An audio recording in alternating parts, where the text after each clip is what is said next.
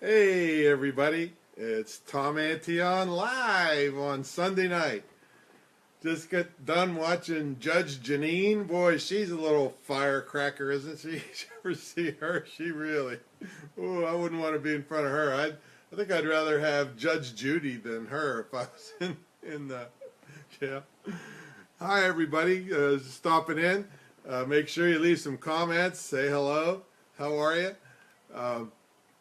Hit your share button if you don't mind so we can get some more folks on here. Always a warning that I may get a little out of hand language-wise when I get fired up about the a-hole of the week. Hey, Kim, how are you? Mary Lee, how are you? Christina, hey, what's going on? Yeah, give me that love there. Oren, how are you, man? Yeah, I get fired up against the a-holes of the week, the people doing bad stuff. There's Alan Baris. Hey, Alan. How are you, man? Tim, what's going on, man? There you go. Hit me with some of those things that fly across the screen there. Orrin Hudson, Stone Mountain, Georgia. Hey, Orrin, did you ever check on that movie that's coming out about teaching chess? You should have been on that. Thanks, Christina. Appreciate it. So, our fake sponsor for tonight, remember, our fake sponsor is not actually sponsoring us. They're fake. All right. Hey, Dan, how are you? Our fake sponsor, and I know that's backwards here, but I did a test earlier on a desktop version of this Facebook Live, and it's not going to reverse things so you can actually read things, but it's not ready for prime time yet. It didn't really work. That's not a pumpkin, Mary Lee. Hey, Manny, how are you? This thing is not a pumpkin. This is a ventriloquist mask where you put it on somebody else on stage with you, and you can make the mouth go up and down on it. It's hysterical. So that's what that is. I guess from a distance it looks like a pumpkin. But yeah, or the Queen of Catwee, I guess. Yeah, looks like a pumpkin. So my fake sponsor for today is Hormel Pepperoni. Hey, what's up, D? Hormel Pepperoni, and the reason it's my sponsor, my fake sponsor that's not actually sponsoring us, is because on the package, and I know this is backwards for you all, but it says the Performance Pepperoni. The Performance Pepperoni. Now, I don't know how many people on here know this, but I had a pizza shop along with my nightclub. Hey, Luz, how are you? For 6 years, and I just cannot recall the pepperoni that we use taking any kind of leadership role at my organization. So I don't really know what the Performance Pepperoni means exactly. However, you might be asking, Tom, why have you bought 7 pounds of pepperoni? Well, let me tell you why. Well, I've been on a low-carb diet. I thought, you know what, I know if I eat carbs, it creates cravings, and then I want to stuff more stuff, and I sit around too much as it is. Hey, Liz, so I thought I'm going to start looking for low-carb alternatives to things. Hey, Susan, how are you? So I was thinking, you know what, after a retreat, you know, when people leave here and I've had bought all this food and snacks for everybody, some pepperoni need medical help. Performance pepperoni is a good thing. That's what Dean says. So anyway, there's all kinds of food left over and snacks. So I'm like motoring through all the potato chips. And I thought, and I looked at them, oh my God, this is not good. I got to do something about this. So I went and started looking for low-carb alternatives to potato chips. And I came across this site that said, well, just bake some pepperoni. It'll crisp them up. The grease will drain off of them. And I'll tell you what, they're damn good. So I started doing it. We do it at lunchtime. I pass them out to the employees. And it's almost 0 carbs.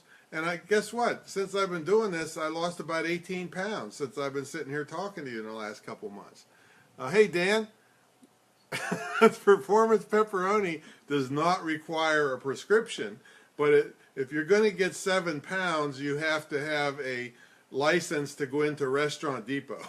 Right, so that's where I got them. So try it out. I mean, if you like pepperoni. Now, it actually changes the taste a little bit. They're more crunchy, but they still have a little bite to them.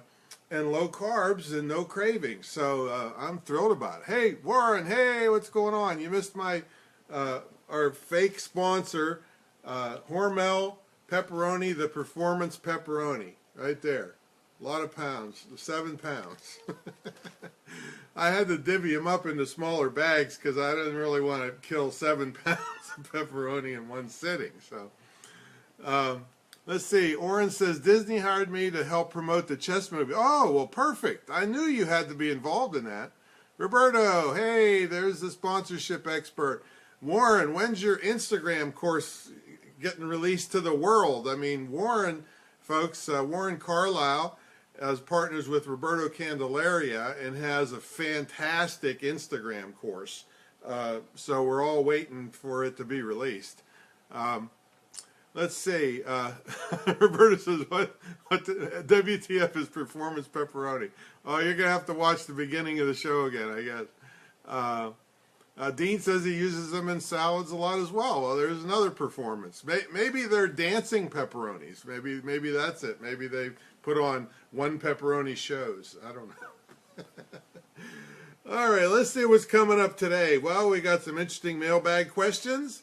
In the news, now, you know, I don't get too religious. In fact, I have to get fitted for a lightning rod if I get near a church. All right, so Mary Beth says, hey, Tom, I was just looking for an Instagram course. Will you get in touch with Warren? And I don't know if it's ready for public consumption or not, but I saw the beta version, and it was awesome. Okay, yeah, definitely, because I've bought for Lakia, my girl, I guess that's not politically correct now, my social media person, lots of courses, and this one just blows them all away. So make sure you get with Warren here, look through the comments and get with him. Anyway, I'm not very religious. What's it say here? You like the sponsorship webinar commission emails you've been getting? Yes, I do. I like Roberto's sponsorship course, and I've been getting commissions while I'm just sitting here. I like that. His last name, Roberto's last name is not Clinton, by the way. So anyway, I'm not very religious. If people ask me what religion I am, I actually say Poseidon. And they're like, what? What is that? Well, a long time ago, the original Poseidon movie, Gene Hackman was a preacher, and Shelley Winters was on the ship too. But anyway, Gene Hackman was a preacher, and he was on deck giving a sermon. And I remember this was years and years ago, and he said, just use the little piece of God in you to do good for people.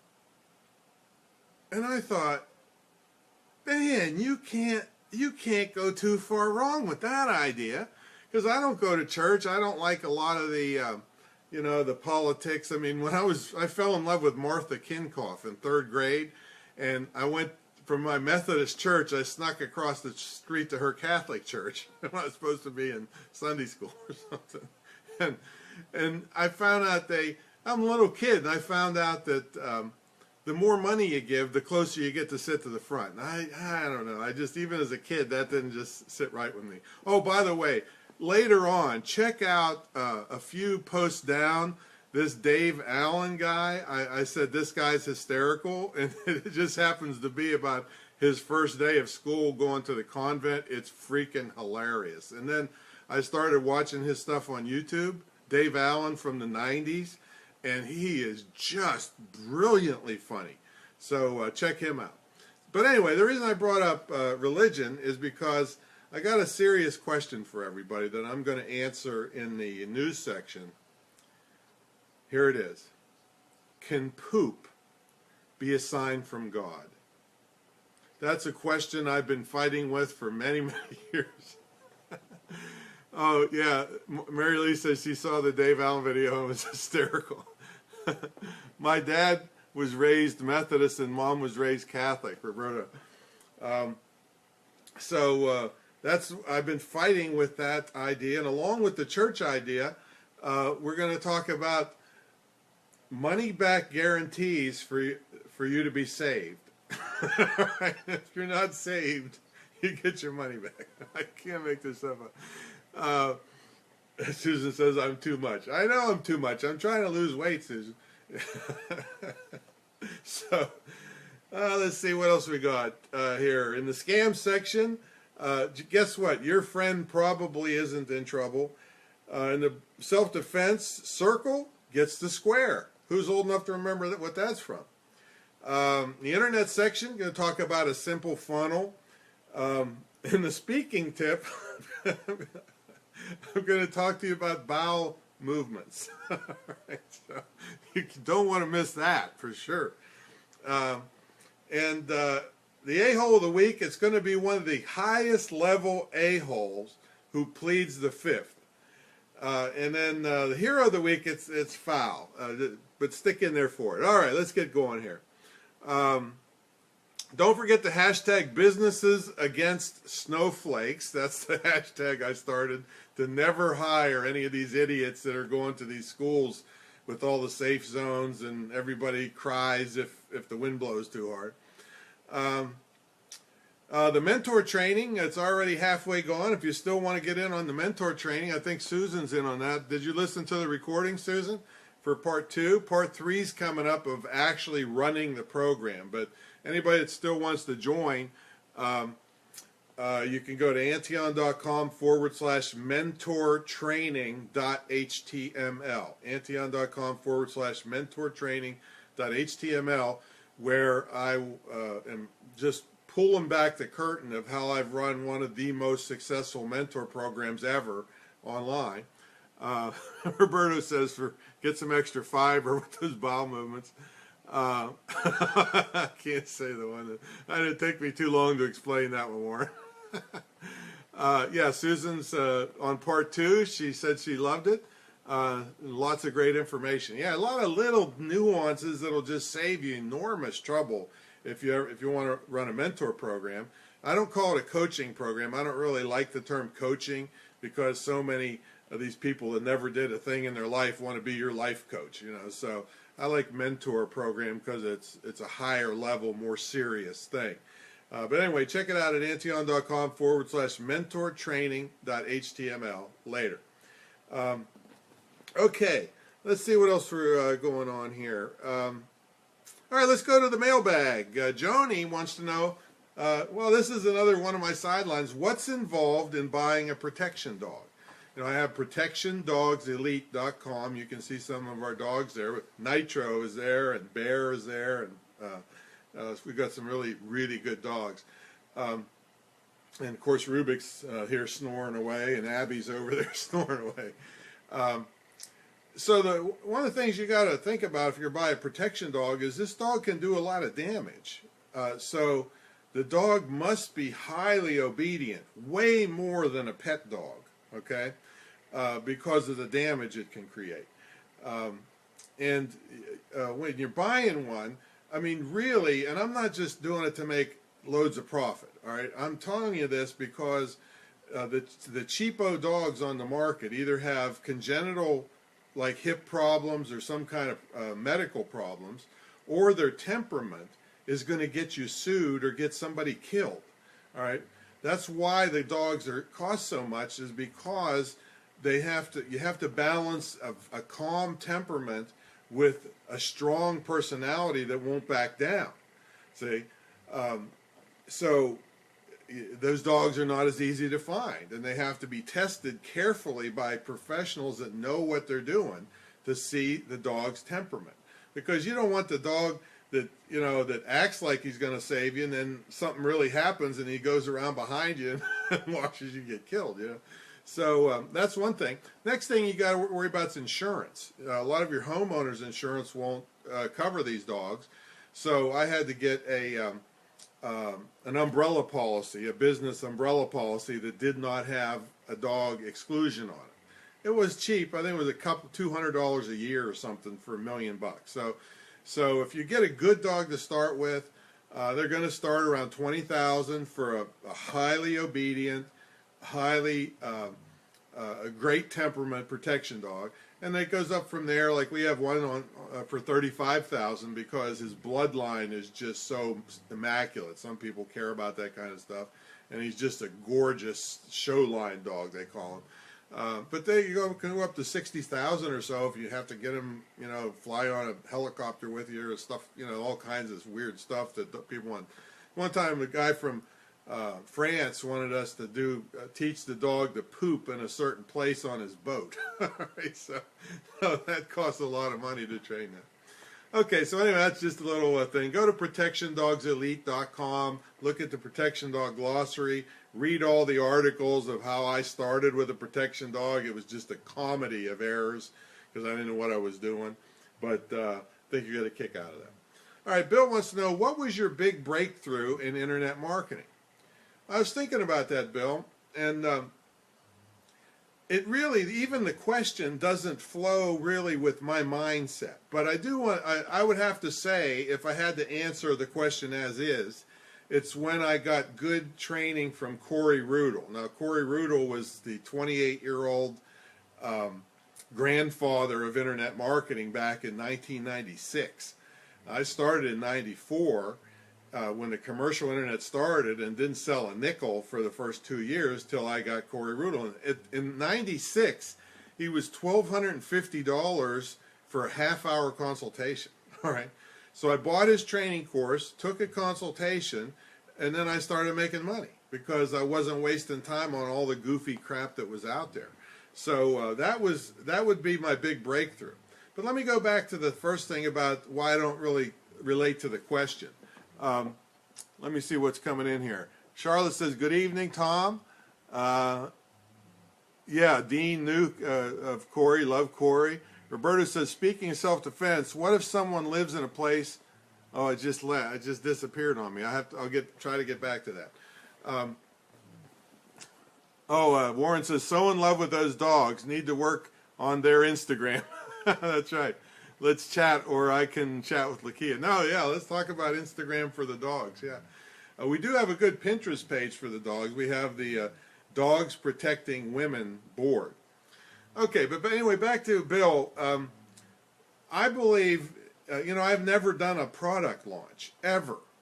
Because to me, that signifies flash in the pan, big hoopla, and then the people that do a lot of these launches never service the product. They just want to grab money and disappear. Well, that's against my business model of servicing people and building a business rather than flash in the pan. The breakthrough was meeting Corey Rudel, getting a good start, good training to start with, saved me years of wasted time and money. But then the rest of the time's been build business, not flash in the pan. All right, Gert says, what was the business plan you talked about? Oh, I just mentioned it again a while back. Very simple. Since I'm 10 years old, here's my business plan. I create quality products that people actually want at a reasonable price, and I service them after the sale. That's the whole thing. Quality products that people actually want at a reasonable price and service them after the sale. That's the way it's been since I'm 10 years old, and it's worked, made me a multimillionaire, and still allows me to talk to people and not be some jerk about it. I'm not any kind of diva. Let's see, Roberto, if someone lives in a place with breed restrictions, what type of dog should they be looking at least as a deterrent as opposed to protection? Well, tell me, first of all, what kind of breed restrictions? Probably pit bulls, sometimes German Shepherds. In that case, you might go with a Belgian Malinois, but they are kind of antsy. They're ready, you know. The German Shepherds are usually more laid back. They're like, Rubik's is here sleeping, and but if it's time to shit and get, he's ready. But he's going to lay around most of the time. Where a Malinois is going to be, you know, ready to go all the time. You know, so it's a little bit different. Yeah, the Rottweilers and Pit Bulls and German Shepherds are, you know, considered by people not knowing to be, I forget what they call them, not vicious dogs or some kind of dogs. But so I would look at the Belgian Malinois next. They're super fast. They're a little bit smaller, so they're actually, the poop's smaller. They're easy to take care of. They're still going to shed, but and they're just super fast. So, chow chow, yeah. Okay, so let's look at the news. How about that? See what's going on in the news. And while we're at it, if people would be kind enough, just hit their share button and you know, spread the word for me. Appreciate it very much. Let's see what we got here. This was now this is how crazy things are getting, to take care of criminals at the expense of good people, right? So this was a guy named Kevin Sheehan was told by his housing association that he would be evicted unless he removed his above ground backyard fish pond where he had 80 koi carp, I guess, or koi, carp, and goldfish. And you know why? The landlord was concerned. This is how crazy this is. The landlord was concerned if a trespasser jumped the fence and hit the thing and got hurt, that he might get, a trespasser might hurt himself. How crazy is that? Thanks, Roberto. Yeah, I mean, everything is towards the criminal. What happened to the good people in the world and taking care of them? That's what I like. I don't know. Now, this is where we're talking about God. And I know that's sometimes a controversial subject, but the question has been on my mind for many years. Is poop a sign from God? That's what I'm thinking about. And maybe the answer's here, maybe it isn't. But Katie Vasquez of Winter Park, Florida, posted a very sincerely written entry on Facebook, and she also was interviewed by the Huffington Post, that she had just seen a sign from God. And it was a cross. But it was a cross as a smudge in her infant's soiled diaper. She said, and I quote, "I prayed to God for a sign that everything would be okay." It might not be the prettiest sign, but he put it where he knew I'd see it. Yeah, I know, John. I'm just saying it's ridiculous. He gets sued by trespassers all the time. Oh, my God. See, they don't allow booby traps anymore. I don't know why. But anyway, so she had a poop smudge in the sign of a cross. Maybe she'll auction it on eBay. Maybe that'll be the next thing. Now, speaking of feces, there's another one. This guy got off from a burglary rap, even though his DNA was found at the crime scene on underpants containing fresh feces. Right? No, I can't make this up, man. Yeah, right, Warren. I cannot make it up. Yeah, Dean says, "Holy shit." So the Chief Justice, Helen Merle, wrote, "There is a reasonable possibility that the burglar was someone else who was wearing unwashed underwear that had previously been worn by the accused. So that means the other guy broke in and stole some dirty underwear so he could break into the new place. Hey, Jim, what's going on, man? Trouble no more when you use a claymore. There you go. He must be an army guy. Yeah, that's perfect for people jumping fences or some of these protests. Let's see. Let's go back to church here. Well, let's see what happened here. Oh, this is this is true. According to an article in the June issue of Christianity Today, there's an offer being made to hesitant parishioners right, to give them a money-back guarantee on their tithing. I'm not kidding you. For 90 days. They get a 90-day guarantee if they feel that God had not blessed them sufficiently enough. And they said out of 7,000 recent pledgers, fewer than 20 expressed dissatisfaction with the Lord. I mean,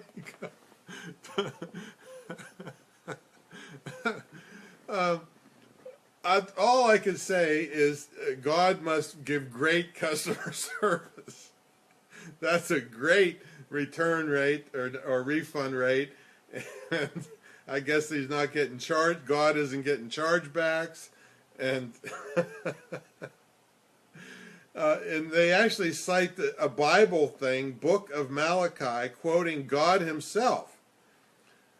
God said, "Test me in this. Bring the whole tithe into the storehouse, and see if I will not pour out so much blessing that there will not be enough room to store it." So he's God is a great copywriter too. Did you check that out? Yeah, that's right, Jim. The longer the guarantee, the greater the close. That's right. So anyway, that's the news for the week. All right, let's go to the scam bag where we find what? Put it in your... Now, some of you have been around here long enough. What do we find in the scam bags? Put it in your chat box there. What do we find in the scam bag? I'm still looking. Come on, think you can do it. There must be a delay here. I know somebody's heard me say this like every show. Oh, okay. Nobody knows. This is where we find the scumbags in the scam bag. Get it? Scumbag, scam bag. So here's the thing, folks.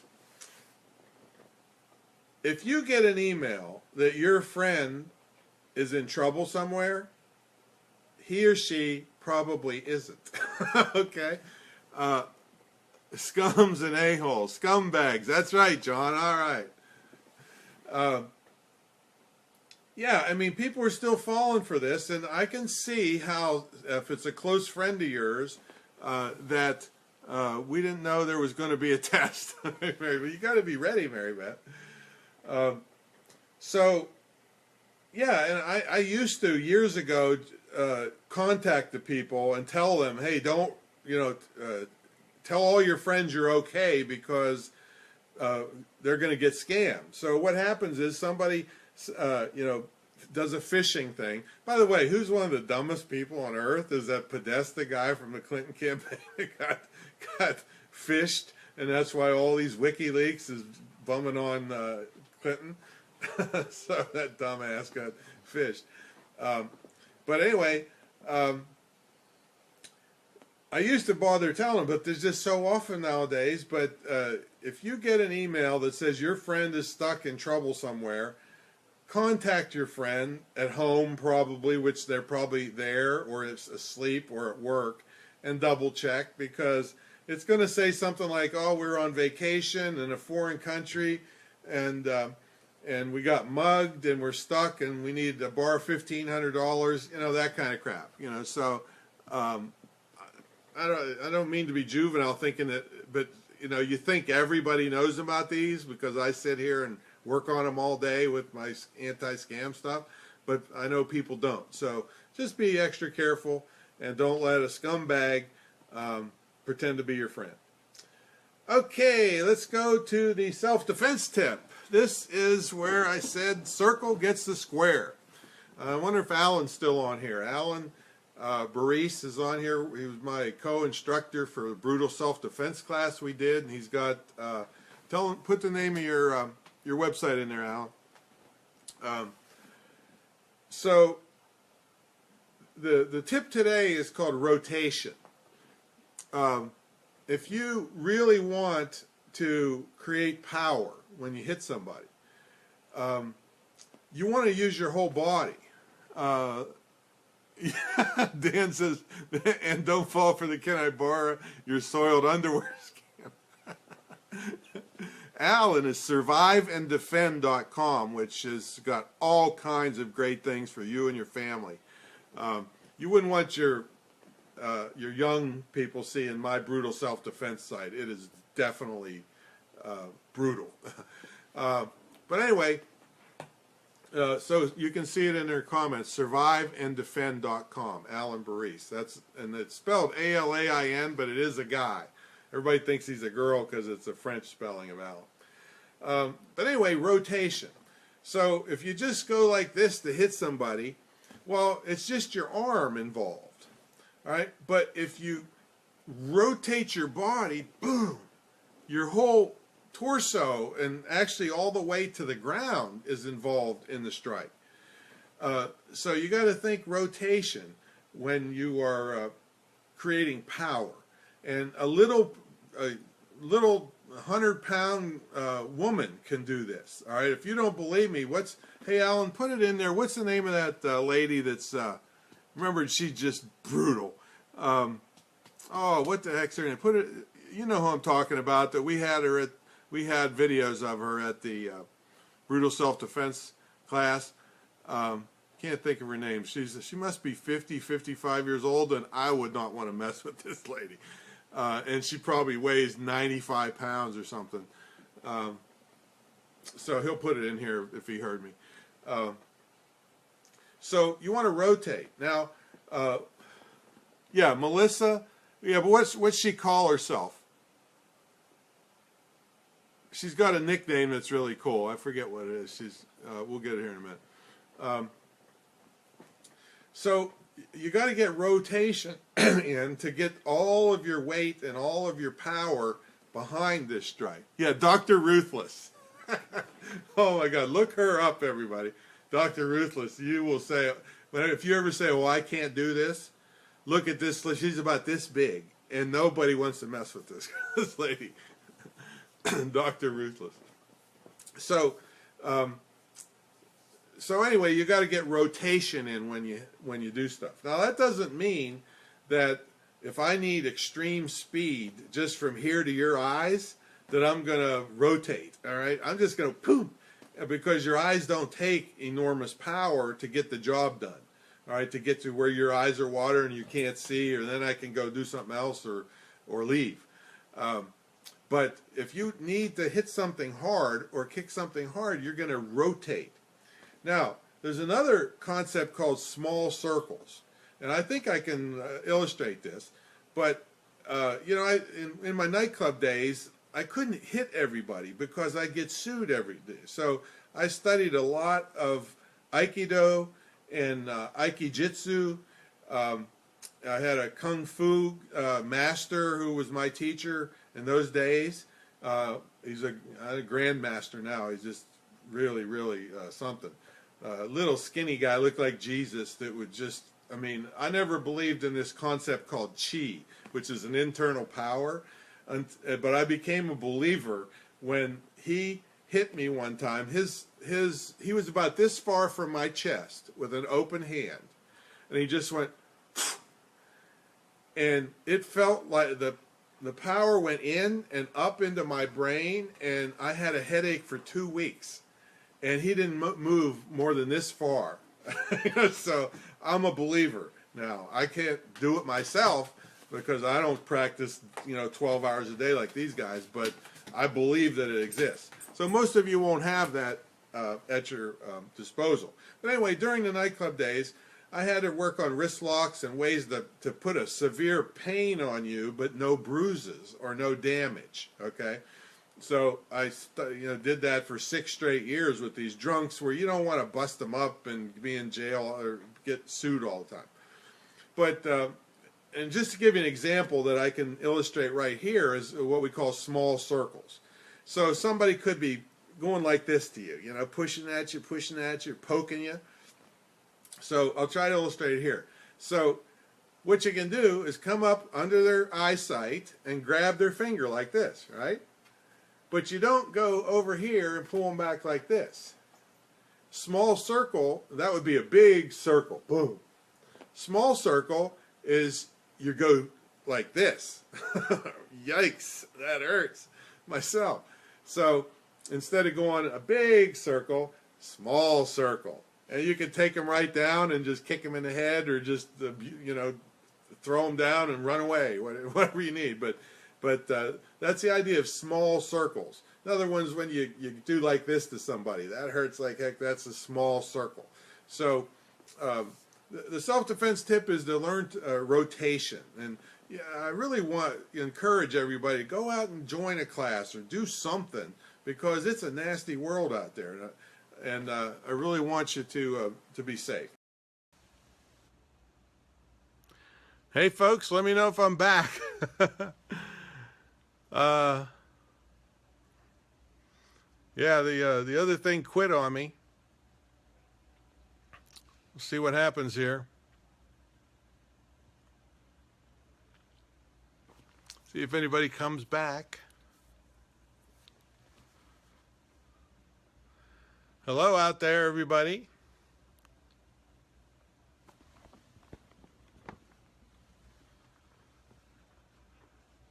Sorry about that. Hey, David, how are you? We're just trying to make a comeback here. The main feed quit, so I got my new cell phone out. Hey, Dean, how are you? Okay, let me see if I can get... Hi, Tom. How are you? RC, what's going on? How you doing in the school? Okay, I guess I'm back. Sorry about that, folks. That's the way this live stuff is. We are experimenting with this desktop software, which would be nice. Let's get back to what I'm doing here. Okay. So we were on the self-defense, so rotate. All right, let's talk about the, all right, we're back. So let's talk about the internet tip. So this is a simple funnel that you can do pretty much right on Facebook, the start of it. Yeah, Dean, that's what I tried. Yeah, you were there when I tried out the BeLive.tv. I think it's going to be good if they get the bugs worked out of it. So this is a simple funnel. This would be a Facebook ad driving people to a blog post, not to a sales letter. This is like a real simple funnel, but it's not driving people directly to a sales letter. It's driving them to a blog post where there's no sales resistance and that you're telling them all the great things about the product or service, but you're not mentioning the product or service until near the end of the blog post. It's kind of like what we used to teach as an advertorial. You don't know that it's there's a product involved until you're sucked in so far you really want it. So that's a simple funnel. Facebook ad to a blog post to an offer. There you go. Very simple. All right. Now here's your speaking tip. This has to do with stage movement. And I said I said it was about bowel movement. All right. Well, here's the problem I see a lot of times. I saw it with one of my, I let some of the people at work here speak at my events a little bit to get them some experience. And Travis was kind of swaying around a little bit and, kind of leaning this way and leaning the other way. And yeah, the information was great, but you don't want to do things that distract people. So I tell people to think about moving your bowels, all right, just to remember this. Hey, Mary Lee. So you want to take your bowels and move them when you're on stage at least 3 steps in a direction for a purpose. At least 3 steps in a direction for a purpose. There's an old song, give me 3 steps, baby, all right? So for instance, I was just doing this speech with this room with all these poles. And so a lot of the audience was cut off on one pole from looking at me. I had it so they could see the screen, but they couldn't see me. And you don't want to really have people just hearing you like, you're God and they don't see you. So I had to move around a lot, but I didn't want to just sway around. I walked clear over, and it took more than 3 steps because there's so many poles in this room. So I walked like 6 or 7 steps. Remember, at least 3 steps in a direction for a purpose. So I went in a direction, and the purpose was to talk to that group of people. And then I'd walk back to the middle, or I'd walk at least 3 steps, or I walk clear to the other side of the room, stage basically, and talk to them, and then so forth. So, hey, I'm back too. So don't just sway around and don't just wander around. Go, if you don't have anything to do, stand there.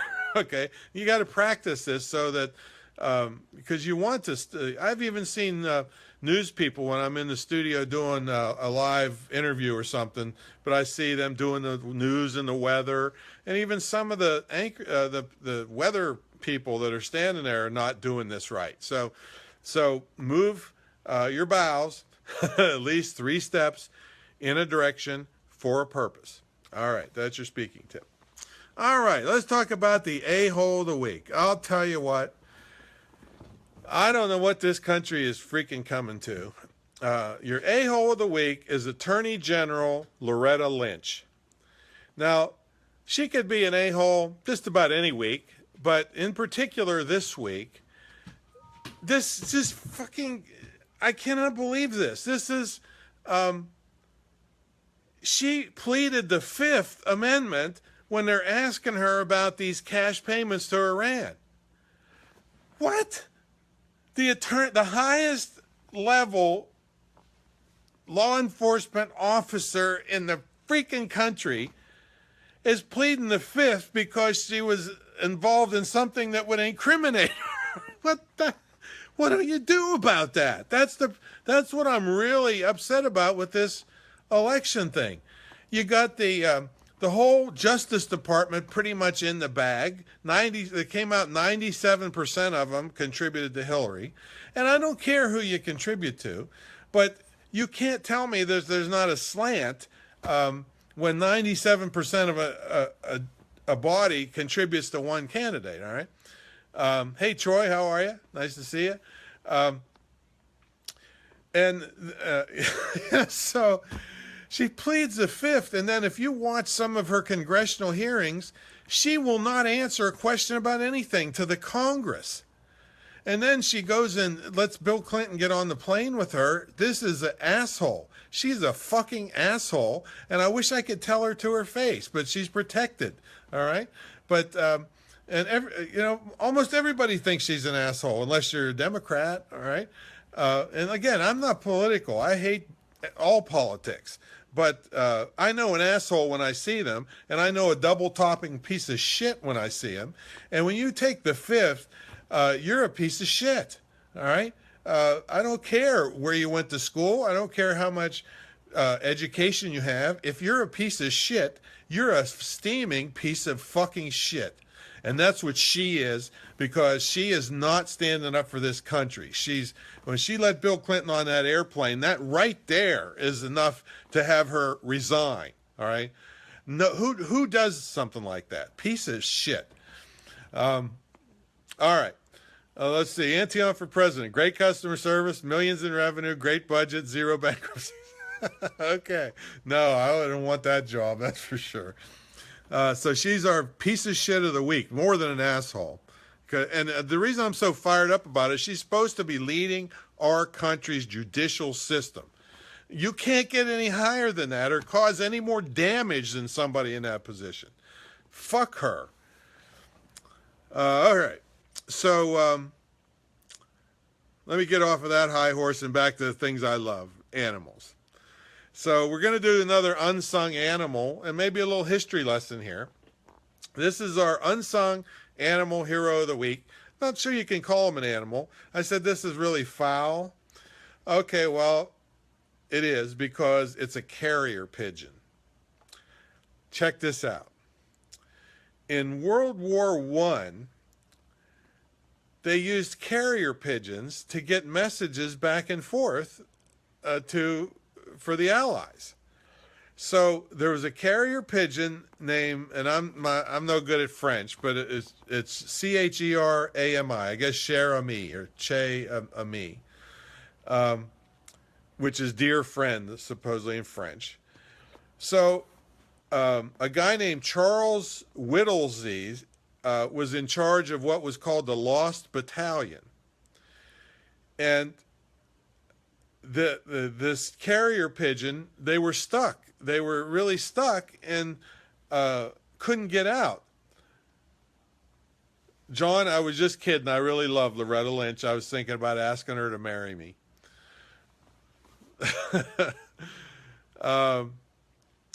Yeah, Roberto, Mrs. Abby, and Rubik's. They're right here. So anyway, they're stuck. 194 soldiers are stuck behind enemy lines. And this carrier pigeon, takes the message. But I guess somebody caught on to this because the carrier pigeon got shot in the meantime, but still completed the mission and got the help that those guys needed to get saved. I don't know all the little nitty-gritty details, but a freaking pigeon saved their asses. And this pigeon was awarded the French Croix de Guerre for his service, and his body is on display at the Smithsonian's Price of Freedom Americans at War exhibit in Washington, D.C. A carrier pigeon. So, folks, any kind of life, I like that carrier pigeon more than I like Loretta Lynch. I could do without a lot of humans. I got to tell you that. I could do without a lot of humans. But when an innocent soul, like a carrier pigeon, maybe has no idea what they're doing, who knows what they're thinking. They might be just thinking, I'm going to, that hurt, that bullet, I want to get out of here. I don't know. But I know that they saved 194 World War I soldiers. And so I'm happy about that. And like I said, you're never going to have an animal lie to you, cheat you, be political, nothing. They're just, that's why I'm so fired up about animals, because they're about as pure as you can get, other than a little baby. But they stay their whole life pure. That's the whole thing. Their whole life, which is a tragedy that it's so short compared to the humans, because it's always heartbreak when you lose one of these companions. But anyway, Cher-ami is our hero of the week. All right, so that's our show tonight. Sorry about the little technical glitch. Don't forget to sign up for Antion.com/notify for the push notifications. I think by next week I'll be ready to have a class for you on all this, how you can use it. And What else we got here that I need to remind you of? Let's see. Oh, the mentor training. You can still check that out at antion.com/mentortraining.html. We got 2 sessions left, and you'll get the videos from the other sessions and can still ask questions. So here we go. Let's see. Stay safe, stay home if you can, and make money. Catch y'all next time.